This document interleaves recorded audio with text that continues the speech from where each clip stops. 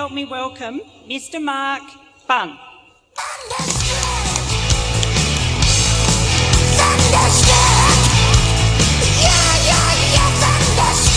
Hello, Neways! It is true, 98% of my seminar participants did report they had the best sleep of their lives. With that in mind, does anyone know the day of the week and the time of the day that most people are likely to fall asleep in a typical conference program? Friday afternoon, 2 o'clock. Thank you to the conference organisers for the challenge ahead, but I do have a solution. It's called bribery. And I'm just wondering if anyone is here today who's willing to admit for $20 that maybe you've been working a bit too hard lately. You didn't get enough sleep last night and you haven't had enough caffeine this morning and you think might fall asleep in the next 60 minutes. Yes, what's your name? Tanya, thank you for being honest, Tanya. Is there anyone else willing to admit for $20 that maybe you haven't been working that hard lately? You have plenty of caffeine this morning, but now that you know that the health speaker... Go! You haven't heard the end of the question yet. Now that you've heard the health speakers here, that maybe you're feeling a little bit guilty about how much alcohol you drank last night at the conference dinner, and you'd really rather be asleep for the next 60 minutes. Fall asleep in staff meetings. I'm known for it. Oh, there you go. Thank you, Vivian. And is there anyone here for $100 who is just so overwhelmed with excitement that I've been coming to speak to you, you haven't been able to sleep for the last week? Yes? What's your name? Yes, your name? Blair. You're obviously losing your memory, Blair, so there's a nice apple for you, Blair. Thank you very much. It's always interesting having an apple in the pants before you go on stage. I was talking to a group of bankers last week. Apologies to any bankers in the room. And I was standing up the back of the stage before I came on, and there was this woman in the back row kept peering over the back seat. She finally says, "Excuse me, but what's that bulge in the front of your pants?" And I didn't want to give the joke away, so I said, "Oh, it's a tennis ball." She winces in pain and says, "Oh, that must hurt. I had a tennis elbow once."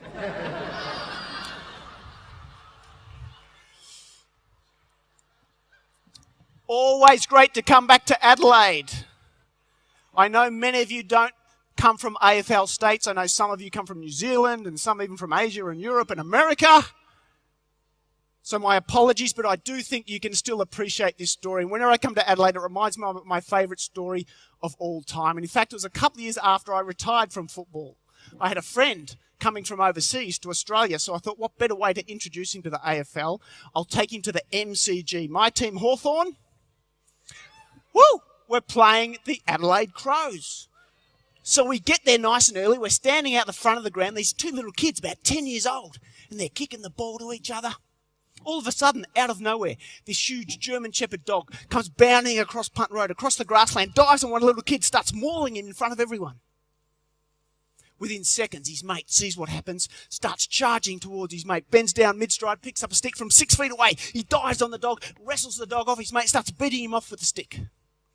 Unbeknownst to us, the senior editor of the Herald Sun newspaper sees the whole thing. His eyes light up. What a story this is. Goes up to the little kid. He says, "Mate, what an act of courage and bravery. You literally saved your mate's life." I can just see tomorrow morning's paper. Back page of the Herald Sun. Big headline reads, "Courageous Hawk supporter saves mate from vicious killer dog." Little kid says, "I don't beg for Hawthorn." He says, "Oh, how about this? Tomorrow morning's paper, back page of the Herald Sun. Big headline reads, "Courageous Crows supporter saves mate from vicious killer dog." Little kid says, "I don't beg for Adelaide." He says, "Oh, who do you beg for?" "Collingwood." The next morning, front page of the Herald Sun newspaper, half-page headline reads, "Low-life mongrel attacks poor innocent family pet." How many Collingwood supporters have we got today? Just going to raise your hands. Fantastic. Always good to know how many Collingwood supporters you've got in the room, just so you know how far to lower the tone of the session. So it's great to have you here. I would like to say how excited I am to be here, but I have to be honest with you. When I started to think about what I was going to tell you today, I thought, holy crap.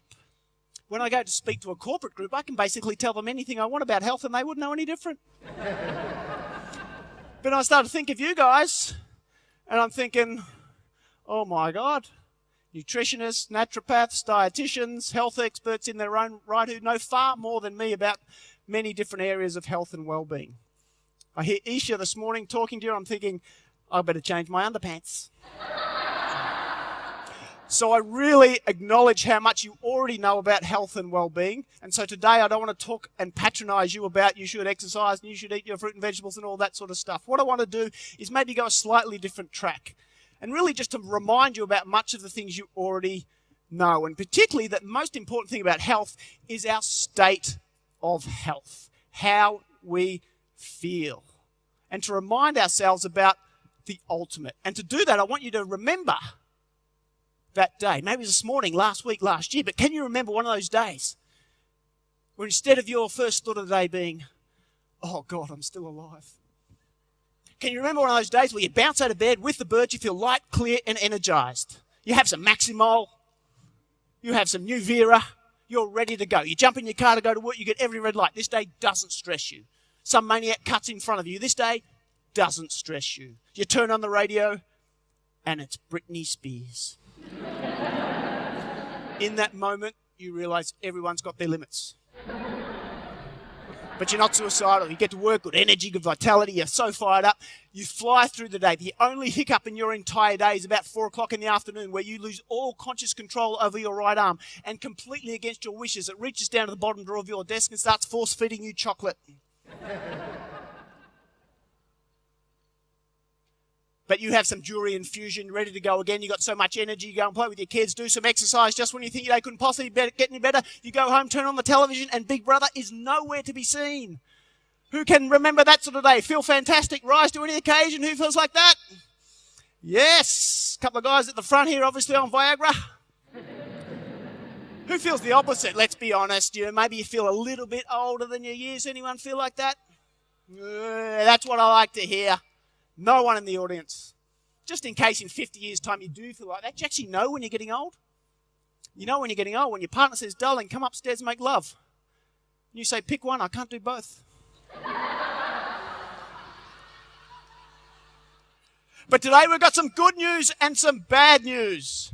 The good news is that this state of functioning, what I call our natural high state, is our natural state of functioning.